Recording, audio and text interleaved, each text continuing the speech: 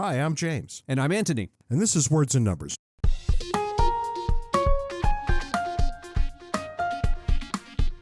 What's new and exciting in your world this week? Do you know this year we celebrate the 50th anniversary of the Endangered Species Act? Well, that's worked out well. It has. That's the theme of my quick hit this week. If you look at the history of the Endangered Species Act, asking a reasonable question, what has it accomplished? Well, it turns out it's accomplished a lot, or at least a lot has happened with regard to endangered species. According to the government's numbers, the Endangered Species Act is responsible for saving 227 endangered species and another 110 that have shown what the government calls tremendous recovery. Several species have been removed from the list entirely. The American alligator, the gray wolf, the bald eagle, the peregrine falcon, and the humpback whale. All used to be endangered, now aren't. I don't know what to think about this. Nobody ever tells me why it's a problem that species disappear. Well, I can see a good argument that if they're disappearing because we've dumped a bunch of toxins into the river or something, that strikes me as an us problem, not a species problem. Maybe, but I just don't understand why that's the issue that people say it is. They take it as an article of faith that everybody will just assent and say, yes, this is a problem. We cannot have this. Well, again, if it's pollution, I do see a role for the government to do something here in preventing it. But you raise an interesting point that I've noticed with regard to the environment. I've noticed it with regard to the economy. And that is, there are some people who regard any change whatsoever as bad. And they're exactly the same group of people who will talk in evolutionary terms. Right, which is very strange, because it's as if the people believe that complex systems, be it the economy or biosystems or climate or whatever, that complex systems are inherently unstable. And my God, if we don't hold them exactly on the straight and narrow, they're going to blow up. All evidence to the contrary. One other interesting story, the River Mersey in the UK was 20, 30 years ago declared biologically dead due to industrial pollution. Today it has 37 species of fish thriving. That's 2.5 times the number of species it had just 20 years ago, and is now considered one of the cleanest rivers in the UK. You and I talk a lot about how the economy is getting better and we're rising up out of poverty and all sorts of socioeconomic indicators are getting better. And that's happening with the environment as well. And I think too many of our young people have this idea that the environment has gone to hell and there's not going to be a planet in another generation or two. And the data just seem not to bear that out. I saw a Vice headline that really got my attention. Earth's core has stopped and may be reversing direction. I've heard about this. Apparently it happens every so many hundreds of thousands of years. No, every 60 or 70 years, apparently. No, it's not 60 or 70 because the North and South Pole reverse when this happens. We're thinking of two different things. This is the metal core of the Earth, is an orb that spins suspended in liquid. It changes directions every 60 or 70 years. They think that there might be climate and geological phenomena that are linked to this that are understudied and underappreciated, and we might want to get to it. And to me, that sounds about right. You know, this sounds like the beginning of a bad science fiction movie, and in fact, it is the beginning of a bad science fiction movie. I can't remember the title, but there was an idiotic movie that started exactly this way and had human beings sending nuclear weapons to the center of the Earth, you know, because what could solve our problems other than nuclear weapons? This is just kind of cool. This happens and nobody even notices. Well, great. You've given the people who are concerned about unstable equilibria yet one more thing to worry about. I want to be charitable about the foolishness of the week this week, and I want to actually give you a choice.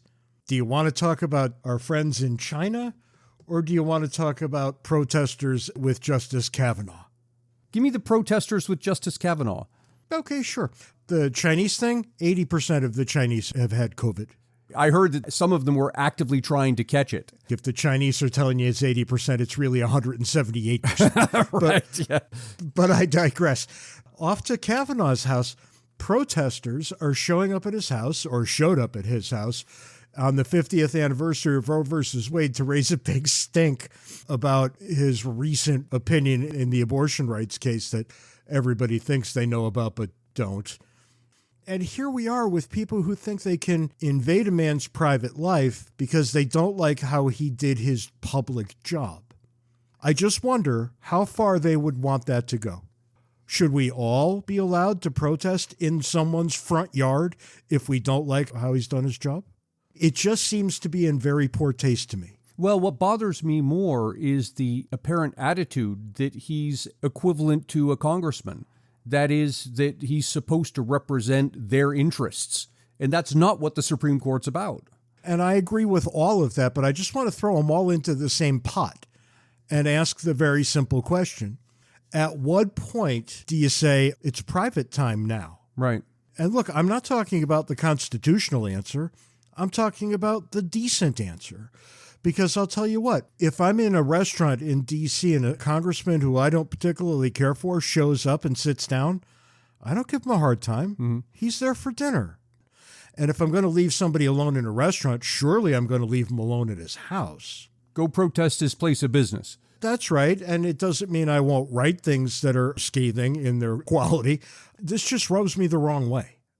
Do you think he's going to sit inside his house and say, well, clearly I've made a mistake. I will change my mind? That's not going to happen. So what's the goal here? The goal is for these people to be obnoxious. That's their actual goal.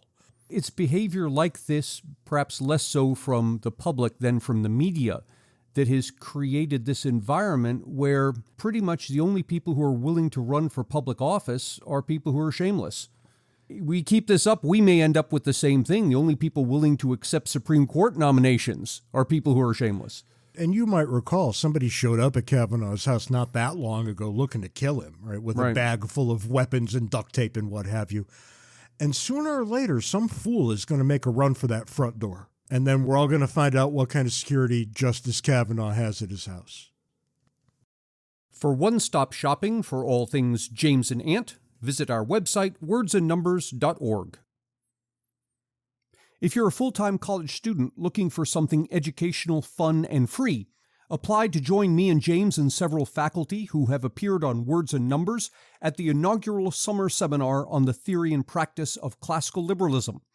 The week-long seminar is hosted by the Stevenson Institute at Wabash University and will be held June 5th through the 10th. There's no charge, and meals and lodging are provided. To apply, see the link in the show notes. This week, Mikhail Rasner joins us. Mikhail is president of Mir United, a, should I say, transportation solution company. That's perfect. Mikhail deals with the supply chain. Mikhail had one of the most fascinating episodes we ever had. A year ago, Mikhail was on talking about supply chains and what was going on with supply chain problems in this country. It ended up being one of our most popular episodes. Here we are a year later, asking you back to tell us what has happened the way you thought it would happen, what has happened the way you didn't think it would happen, and what are we looking for over the next year or so in terms of problems with our supply chain? And can maybe you start importing eggs from foreign countries? You know, eggs tend to be one of the more domestically manufactured good. With the level of farming that we've subsided to now, I think for the most part, egg farmers would have one hell of a riot if we ended up importing eggs as well. So where are we with supply chains? Thank you both. Again, I so appreciate you. This is by far my favorite podcast. I'm not just simply stating that. You guys know I've been a longtime listener. It genuinely humbles me to listen to other people and then hear that I'm one of the more popular episodes. So thank you guys so much. We could just be lying to you. This is true, but you've made my day, so whether you're lying or not. What happened as we expected and what's still happening as we expected? The stacks of containers are still there. These are containers that come in to the port, and they're sitting there because when we spoke last, you couldn't get the trucks to move the darn things. Now, and we'll get into it a little bit further, the reasons for those have changed in some bit, but for the most part, they are still present, especially in the rail cities. The East Coast has New Jersey, Baltimore, Charlotte, Charleston, Savannah, Atlanta. Those have loosened up. And again, we'll get into what's changed in just a bit. But what hasn't loosened up, for example, are your Chicagos, your St. Louis. Dallas is still one that's heavily garnered with containers. One of the biggest reasons for this is because of simply competence. I'll give you a perfect example. Today, we had a container we needed to get out in Dallas. The last free day was today. So meaning that our storage days at the port, fee-free, are over. Our driver arrived today at 7 a.m. to pick up a container, and he never got it. He didn't get it because he had started his day at 4 a.m., and there's only 11 hours that one is allowed to actively work, and a total of 14 hours that he's allowed to be on the clock in the truck. Well, by the time that container came due, the truck driver ran out of hours, and had he stayed, he wouldn't have been able to get home. I mean, literally, he would have had to go and park at a truck stop. Odds are he would have had his wife or his coworker come pick him up in a truck and then Ubered back out. I certainly don't mean this to say this demeaningly, but most truck drivers don't just have cash on hand ready to go. And most of these carriers, they're not owner operators. They're part of a carrier base, and they typically lease on to a major carrier that has maybe 200 contracts. And so these guys get paid weekly, just like anybody else. They're not really cash rich. And so these guys don't really have the creative mindset, nor the wherewithal or the desire to take an Uber back and forth from the port because of a job that they were supposed to do anyway. So let me understand this. You say it took 11 hours for the container to come through. What does that mean? That means that your driver was sitting there for 11 hours? Just twiddling his thumbs. You've got the same kind of problem that you have with pilots. The thing is delayed, the pilot times out. I didn't realize we had that with truckers also. Oh, yeah. One of the things with pilots, and obviously we're getting a little transparency into what happened with Southwest and even Delta just a couple weeks ago now, is that ATS system that they use stopped APIing and EDIing. So meaning the computers aren't speaking to one another and there's no transparency to the schedule. ATS is, what do those letters mean? Air traffic system. The other two I'd never heard, EDI and ADI. EDI is two computers speaking to one another. API is the reporting that the computers will spit out once the computers have generated some sort of communication between one another. And all of that within, for example, the air traffic control system, those devices aren't talking to each other? Is that what you're saying? That's what happened with the Southwest glitch, is Good they Lord. stopped speaking to. Yeah. Ended up losing like 1,050 plus airline schedules, give or take 3 flights per schedule. Every pilot has, I think, one schedule going at all times. You're looking at 3,000 canceled flights, and that's how it occurs. You have this problem in the trucking industry. We have the same problem, except it's just an ongoing problem. And so in our world, we don't even start with the ATS scheduling system. There is no system that simply says, hey, go look up this container. This is where it is. We just know, roughly speaking, where it is in the yard. And if it happens not to be there, good luck. You got to go find it. Oh, wow. That's just on you. Figure out where your container is. Yeah. And not only that, but you have to pay for the privilege of leaving it there when you can't find it. This is where some of those inflationary portions start to come in.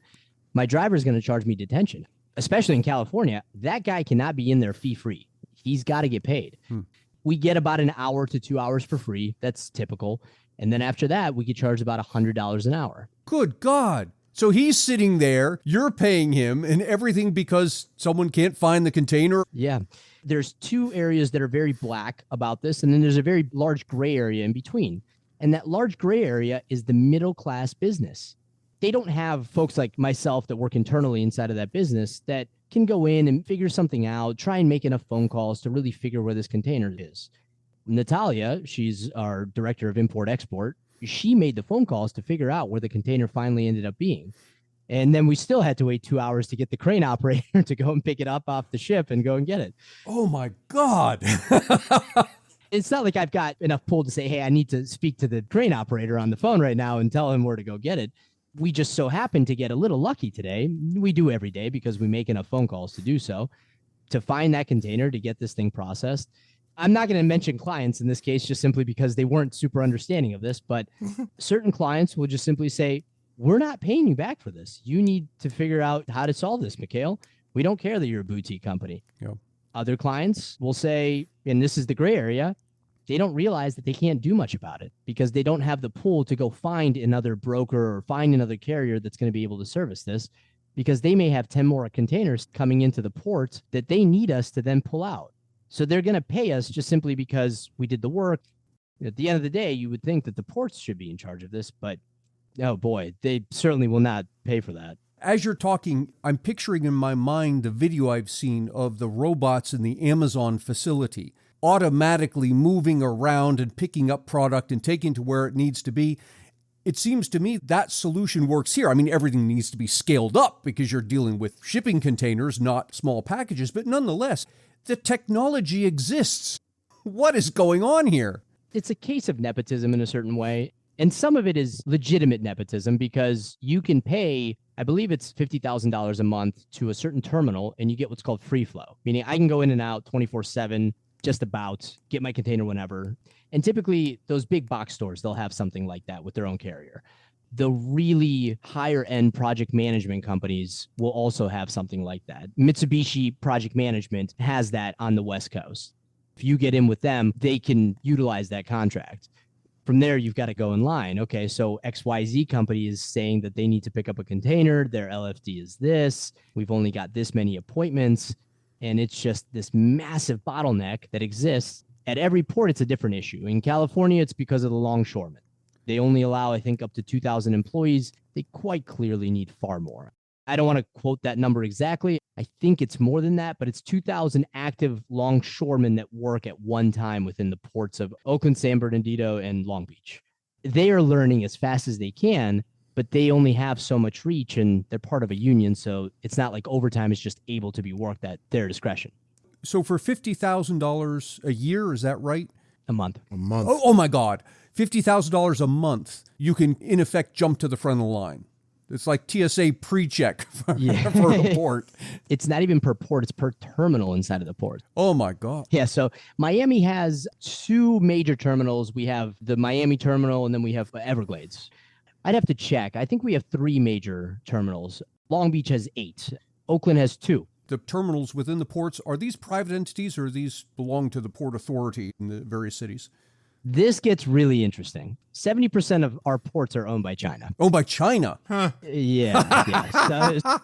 So we get really into some of these conspiracy theories. And like I said in my previous one, I try and really fringe on that as much as I can because I'm sure there's no major dark union in the background screwing over supply chain just to hurt the average folk. But when you look at it from an opportunist standpoint, it's becoming quite clear if they need to squeeze us, they can. You can see that because all the major ships, they're owned by private entities in some regard. Portions of the port, of course, are owned by the Port Authority. The crane is owned by the Port Authority. The Longshoremen's Union is employed by the Department of Transportation. But the physical boxes and ships themselves, have you ever seen the boxes that say Costco on the side of them? Mm-hmm. It stands for Chinese Ocean, Sea, and Container Operation. I was mentioning this opportunity to one of our, honestly, she is one of the best souls I've ever had a chance to work with. Her name is Allison. She works at TMX, and she and I were speaking about a tour that she took of the Port of Baltimore. And she and her husband does some import-export as well. And he goes, hey, why are all those, I can't remember if she said a Mediterranean Sea Company or they said Maersk. One of the two. They said, why are those boxes stacked up so high? That's really odd, especially if they're loaded. That's pretty dangerous. And the guy looked at them straight in the face and said, oh, that's because we send 75% of those boxes empty back to China.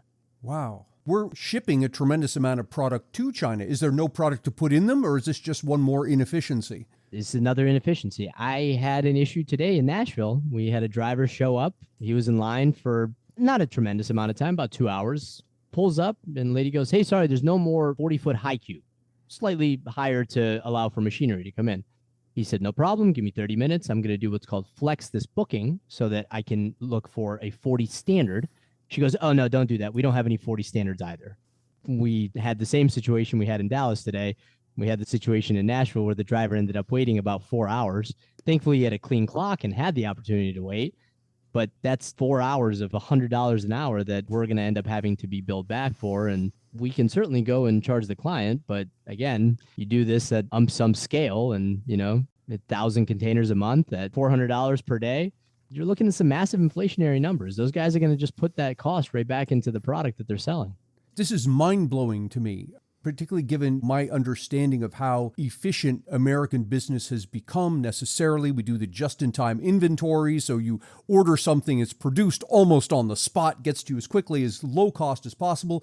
And then to encounter this, and the story you're telling is like straight out of the 18th century. We often talk about what it must have been like to run the type of business that we run in the 80s and 90s when you've got a rotary phone, you're waiting for a connection. I got to tell you, Mikhail, my father was in the trucking industry, and I remember as a boy going to the terminal, and he was a dispatcher in Waterbury, Connecticut. And they had this massive board that took up the entire length of the office wall. Every truck had a magnet, and they moved the magnets from slot to slot, trying to figure out where they could send these guys and how fast they could get to the next place. And of course, they didn't have the time restrictions that they had now. The time restriction then was how long can the guy stay awake, which is why we ended up with the time restrictions in the first place, because they kept falling asleep at the wheel and causing carnage everywhere they went. I remember this clear as day, that there would be 3 of them in the office and they would be yelling about the board the entire shift. Oh, yeah.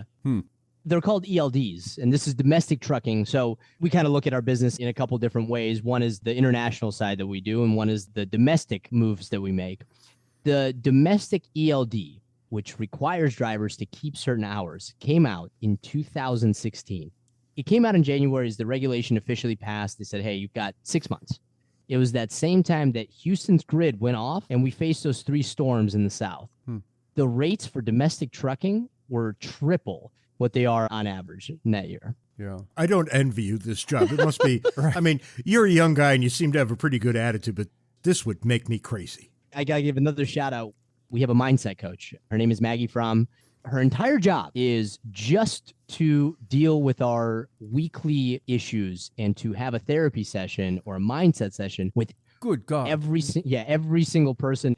She schedules them for 30 minutes, but I'm well aware that every single one takes at least an hour. And so this is all she does. Well, it's funny because I'm recalling stories I've heard of air traffic controllers who are in the same kind of situation, I guess for many of the same reasons that you're in yours. It's never dull. What I love about it, and we recently kind of put this almost in a tag, is we've stopped shying away from these types of loads. We've stopped shying away from this difficult stuff. We almost just decided to take it head on. And what I've been doing a lot is just asking my newer clients to say, hey, where is the biggest trouble you're facing, and let us deal with it?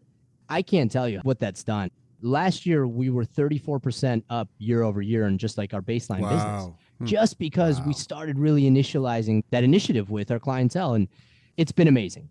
Again, it goes right back to my team. These guys are relentless. We just have this non-negotiable attitude of nothing's impossible. We're going to make this work. We moved 3,000 loads last year. I can't think of a single one that we didn't execute on. 2% of our total loads were late, but aside from that, I'll take that record every day of the week. Yeah. And again, it just flows back to them. They did such an awesome job. There's an interesting thing that you're edging up on here and that Antony and I have talked about for a long time. I remember when I was just a lowly political science professor, not really making a particularly good living, I took a look around and I realized that the problem was probably me. And because it always is. If you don't have the life you want, trust me, you're the problem. And I recast my life at that point and I said, okay, from here on out, I'm in the happiness business. I love that. Whatever I can do to make somebody else happy, I would do. They'll surely pay me for it. Of course they will. And I learned fast that that was exactly the right thing to think, because I would make phone calls and I'd say, what can I do to make you happy? Everybody would have a list. Nobody ever said, gee, I don't know. There was a list and they gave it to me immediately. And I would say, well, I can do numbers 4, 5, and 10. And before you knew it, I had more business than I could shake a stick at. And it sounds like you learned exactly the same lesson in a completely different way. Very much. I'm going to steal that line from you. And tomorrow, when I start making a few of my calls that I have to some of my newer prospects, that may be the line I use. I love that. Well, I can tell you that it really, really works. I can tell. So it's amazing. Thank you for that. When you were on a year ago, everybody was talking about supply chain issues. You couldn't find anything in the stores.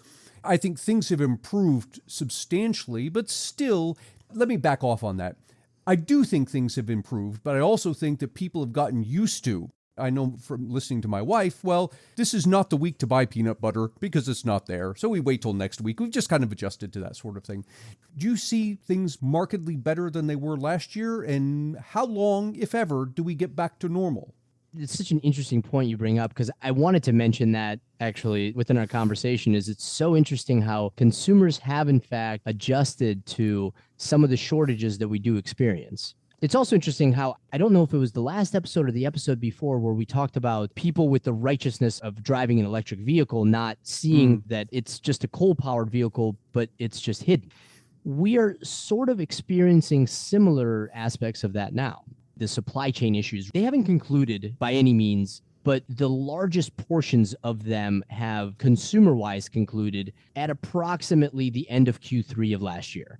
We don't see this major need to buy as much as we can, because who knows when China's going to get hit with another rampant cause of COVID, or God forbid something else on top of that.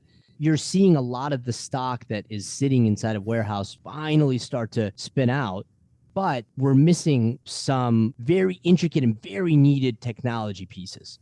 Number one, lithium. We have virtually no way to get lithium at this moment internationally. We've gone to Congo, but the current administration just recently shut that down for child labor. Where we were mining it in China, they said no more, because same difference was the child labor. They have reclassified it into a hazmat class that initially it was just hazmat on the ship. Now it's hazmat on the ship and on the road, making it far more expensive to move. And we don't have another contract presently out of anywhere else to get lithium. We need this for the batteries for the electric cars we're all supposed to be buying. How are we building our electric cars? We have this major stockpile at the moment that we imported over and over and over. And a lot of it came from 2020 into the middle of 2021. A lot of them came as ready-made product inside of the battery. It was already ready to go. Mm-hmm. We have something like 10 gigatons of batteries right now sitting across the ports of the U.S. that the administration is just not letting through. Wow. If you follow Elon and some of his purchase planning that he's been doing, he's invested quite heavily into a company called Palladium. It's a Louisiana-based company, I believe, and they domestically manufacture lithium. Their entire market cap is $55 million. He's invested something like $5 billion into them. Oh, my God. So, yeah. So I'm going to go ahead and say they're in the middle of some sort of restructurement or contract issues. Again, there's a little bit of battle there. I know Joe doesn't love Tesla. He likes GM, which I can appreciate where he's coming from. Elon battles against that as much as he can. I know that the government's currently shut Palladium down because they don't want them to be the lithium supplier for these electric cars, because they don't have a contract with GM. They have a contract with Tesla. Yeah. That's, I would say, the most major of fuels that we need for battery purposes. Kansas City is building a new stadium coming up. Buffalo is building a new stadium coming up. SoFi, which was built just a few years ago, is fully powered by these major battery manufacturers that use and rely on lithium to be able to power that stuff up. And unless we can find a efficient way to start moving lithium domestically, I really don't know what's going to happen. I foresee the issues with palladium subsiding and eventually loosening up. Just to clarify, our problem isn't that there isn't lithium. It's that our own government is preventing it from coming into the country. Correct. Astounding. Even though it's already in the country. Even though it's already, they won't let it out of the ports. It's just sitting there. It becomes even crazier when you juxtapose that against California, that just recently banned new sales of internal combustion engine cars. Yeah. Starting whatever is 2035. Yeah. And look, all three of us know that that's never going to happen. This is posturing the way that Californians often posture. But after a time, you have to look around and say, what is wrong with all you people? They want us to go back to horses. I think horses, and either that or maybe biking, just natural kind of pedaling. Yeah. Biking is the correct answer, because horses poop all over everywhere. I think they release carbon into the air, which I'm sure somebody in California will take issue with. I could just see that the horse will be branded with a giant tattoo saying that it expels a substance known to cause cancer to California. the California. A warning brand, if you will. Literally every product in California, they just include the warning now, whether they have to or not, because what's the point in fighting it? What's crazy is I wouldn't be terribly shocked to see this going around. No, that's what's happening. Of course that's what's happening. I really appreciated an episode. It was a long time ago, but you two once said, nobody ever judges a politician based on the laws that they repeal. They only judge politicians based on laws that they make. That stuck with me forever. And I'm like, that's so true. Yeah. That nobody ever considers the things that we're repealing. I wish that would stick with everyone. It's really the right way to look at things, because you have to admit, knowing humanity the way everybody does, we're imperfect creatures and we do imperfect wrong things. The only good thing that you can say about that is that we're able to undo them when we realize they're wrong. And yet politicians are never mistaken. Certainly not before an election cycle. Right. Yeah. Lithium is a big piece that we're looking in getting closer to having a major shortage on. Chips. And you probably have seen a little bit about the Taiwan Semiconductor Company making smaller and smaller chips. And obviously we know about Nancy Pelosi's visit there, which angered Xi Jinping. That visit angered him because we have, for extensive periods of time now, imported chips from China. And we certainly know Taiwan is a part of China geographically in the way that they look at it, but we also know that their desire for independence and what could happen there. If you take a look this past week, TSC reported December sales at $64 billion. Taiwan Semiconductor can run its own country inside of that plant itself. It's closed off to COVID. They have their own processes for COVID restrictions. They're being funded quite heavily. That said, Tesla's building a factory in Indonesia. They just started a chip factory in Tyler, Texas. Within the next 14 to 18 months, they're going to start making chips domestically.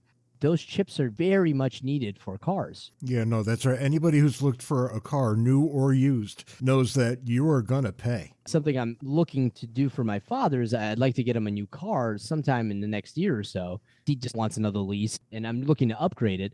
And the guy said something like, well, you can pay for the whole lease now, and you can have the car in 2025. Wow. Absolutely blew my mind. Good God. I know you guys fly quite a bit. Have you tried to rent a car recently? That's not great. For the cost of the rental car that we incurred when the wife came to care for me in my recent illness, we probably could have bought a car.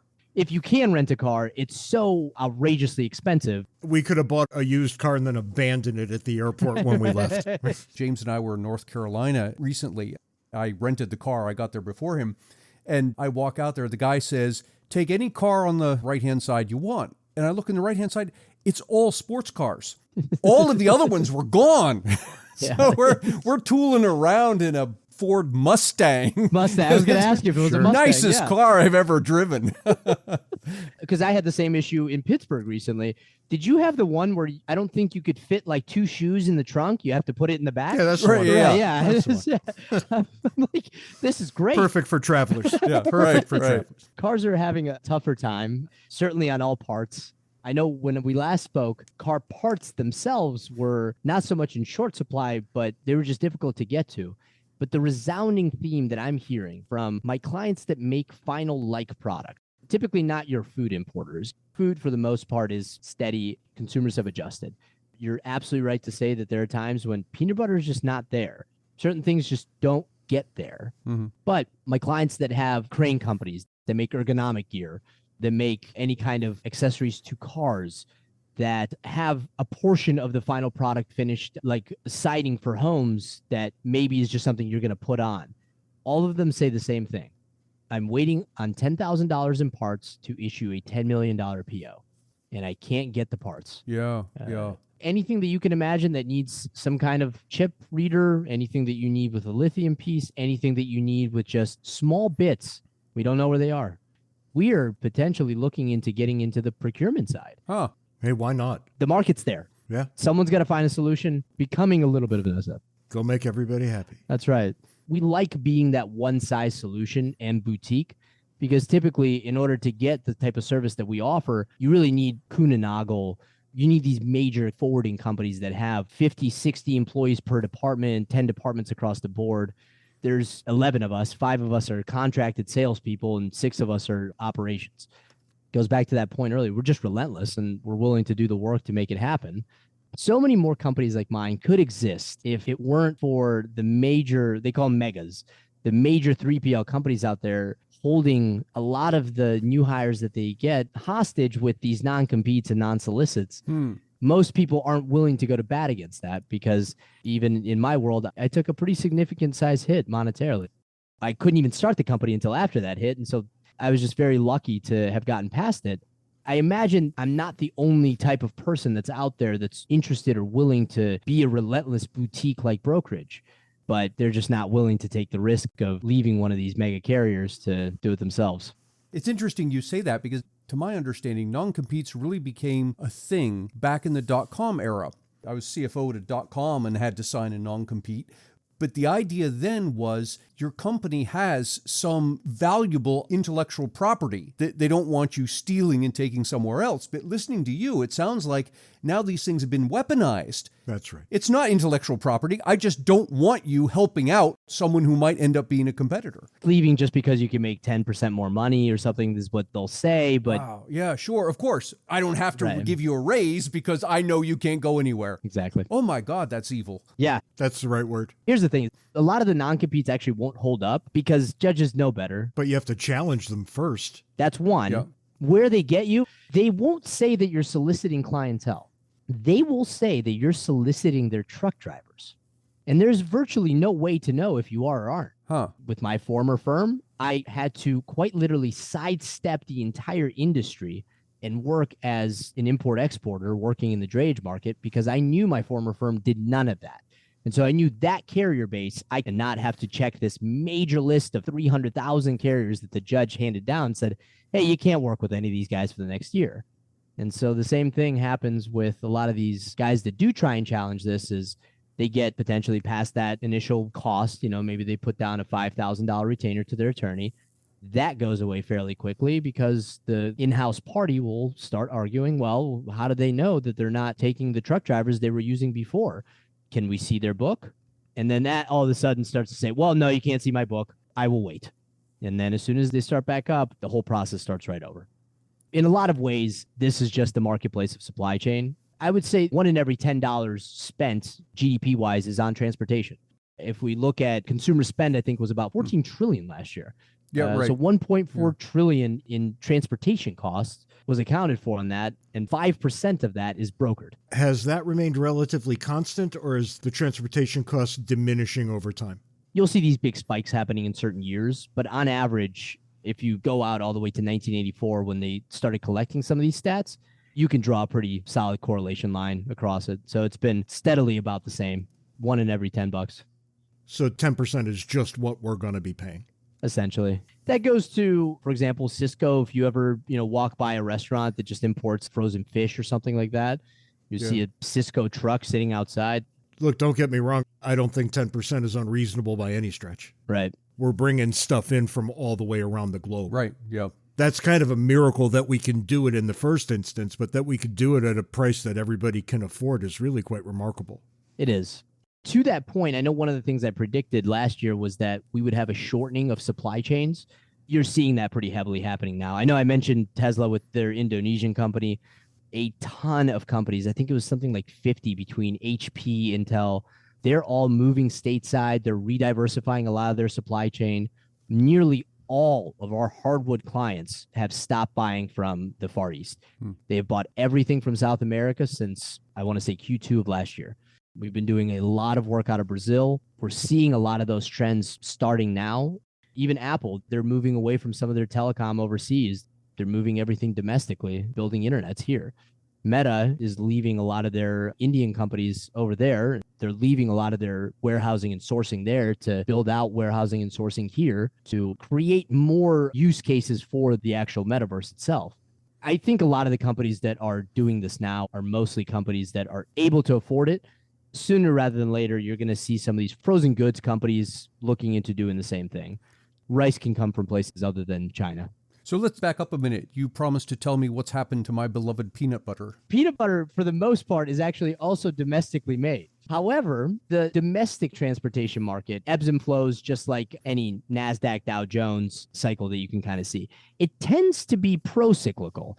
You'll see the trends in trucking before you'll see the trends in the marketplace happening. Yeah. In fact, when I was a graduate student, my professor was pioneering research in that area, saying, oh my God, we can use trucking data to predict what's going to happen in the economy 3 months down the road. Absolutely, you can.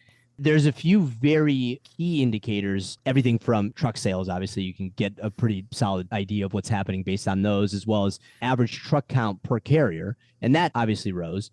However, what's happened recently is the prices have fallen off the cliff. It happens just like everything else right now. I don't want to say we're at the bottom yet. We're heading there. But the days of sub $2 a mile have come back about. And so now, if you're a driver who, let's say, I spent the last 15 years pre-COVID working for Schneider. getting paid peanuts, but saving my money to try and open up my own firm. COVID comes about, these prices spike. Okay, here's my chance. I'm seeing this market. Let's get into it. I got to give my Schneider trailer back. The truck is mine, but I've got to go buy a trailer. These trailers in 2020 and 2021, as you can imagine, similar to the cost of these rental cars, skyrocketed up. $100,000 to $200,000 these truck and trailers were costing. So these guys went out and bought this at 4% interest, and the market dropped off, not just from low count, but also from pricing. These guys are now making about half of what they were making domestically trucking. It doesn't make sense for them to run the business. And the lesson is always the same, right? When there's an oversupply, the price will go down. Yep. There's become a very clear understanding that, oh, hey, we have a lot of this in our storage warehouses. We have this in our terminals. I want to move, per se, peanut butter, and I work for Walmart. Well, there's a Walmart distribution center over there that I can just, as a driver, go to Walmart and go get it.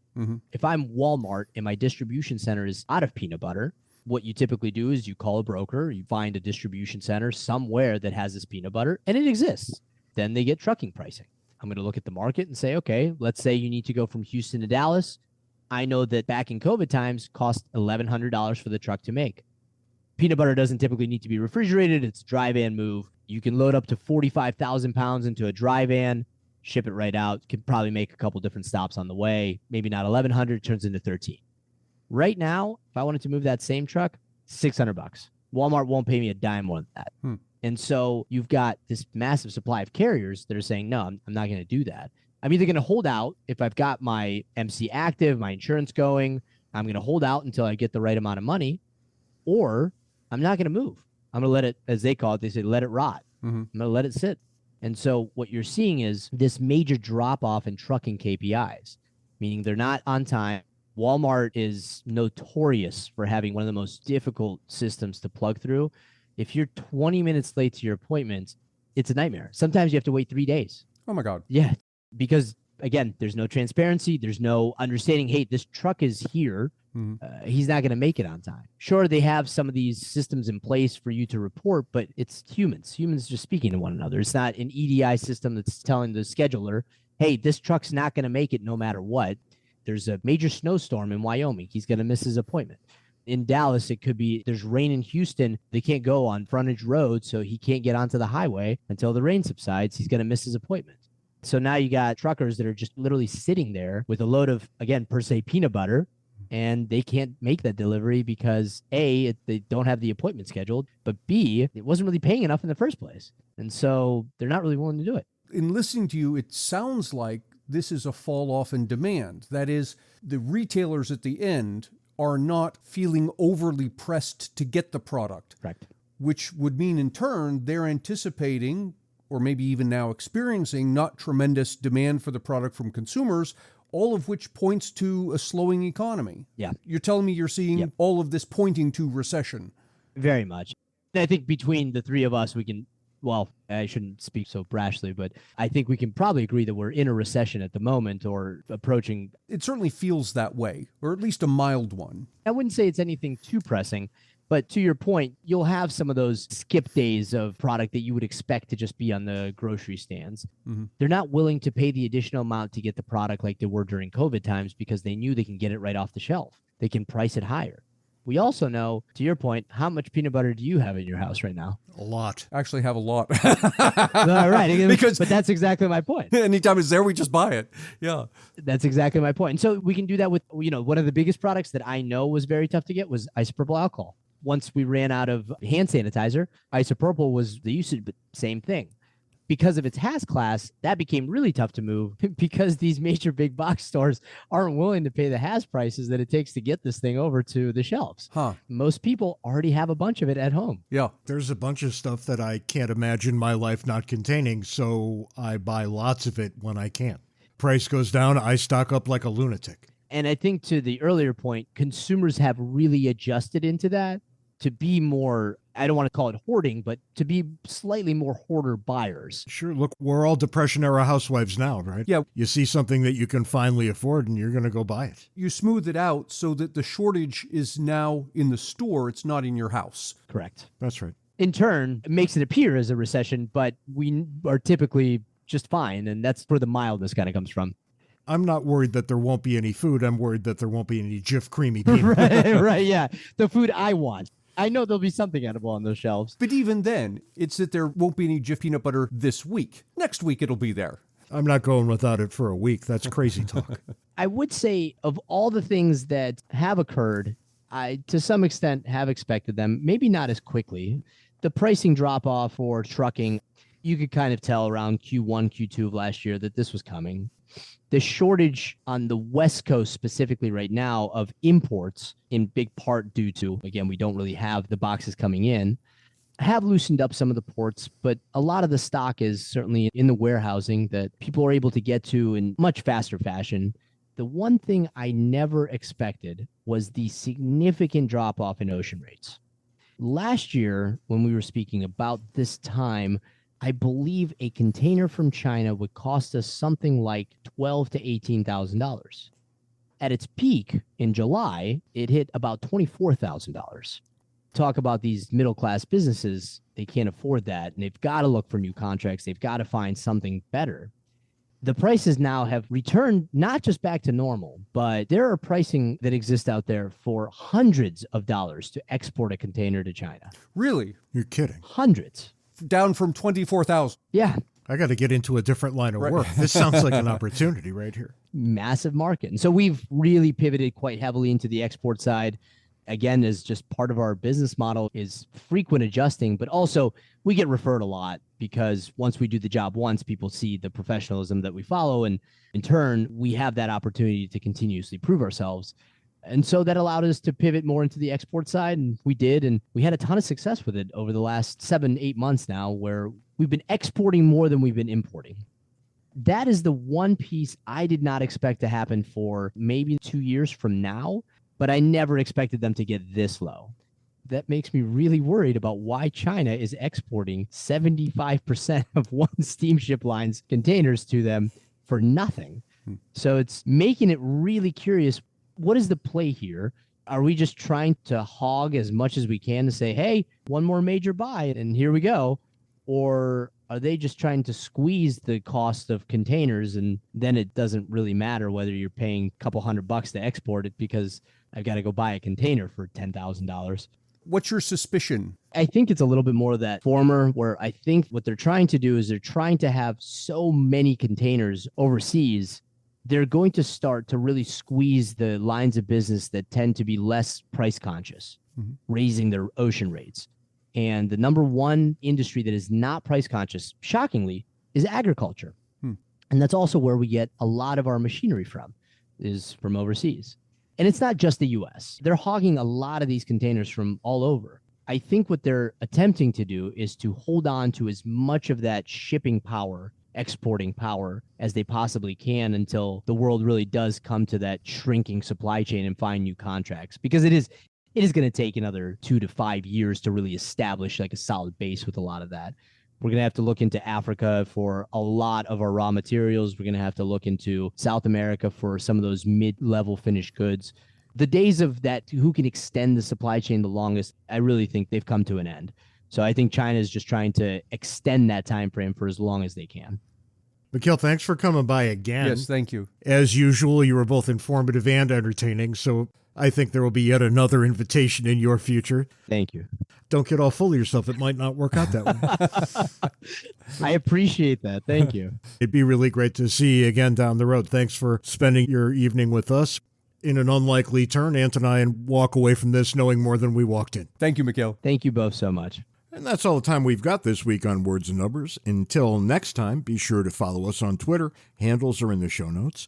Join Words and Numbers Backstage, the Facebook group where the conversation continues, and send us email, wordsandnumberspodcast@gmail.com. Until next week, try to be nice to one person who doesn't deserve it. Just one.